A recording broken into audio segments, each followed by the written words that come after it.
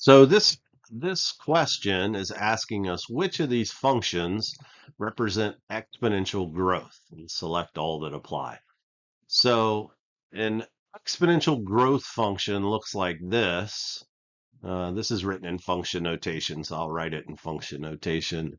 F of x, which you could just write a y, that's the same thing, equals a times b to the x power. And to be exponential growth, the b value has to be greater than 1. The b value has to be greater than 1 to be exponential growth. So a couple key things here. The x has to be an exponent for an exponential function, okay?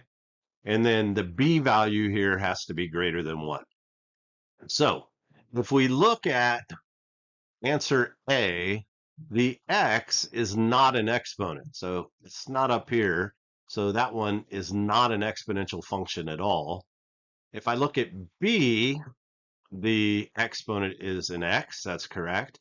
And the b value is greater than 1. It's 2. So this one is exponential growth. Notice there is no a value there. That just means the a value is 1. Go to C. Again, the x is not an exponent. So the x has an exponent, but it needs to be the exponent. So C is not exponential.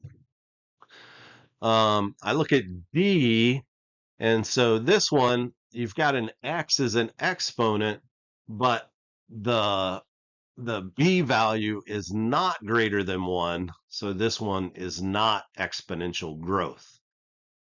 I go to E.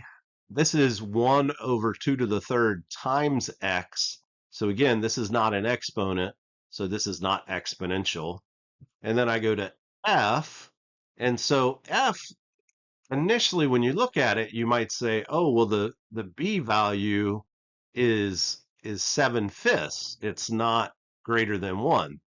Well, actually 7/5 is greater than 1, so I take that back. So you could do that, but the base is actually not 7/5. The base is just 7. And in fact, I could write it a different way. So let me write this a different way so you can see what I'm saying. This can be written as 1/5 times 7 to the x power. So the exponent of x is only on the 7. It's not on the 5. And so really that's just like 7 to the x times 1/5. And so the b value is greater than 1. So this is exponential growth. So there you go. Hopefully that helps you out. Keep up the good work and you will master the math.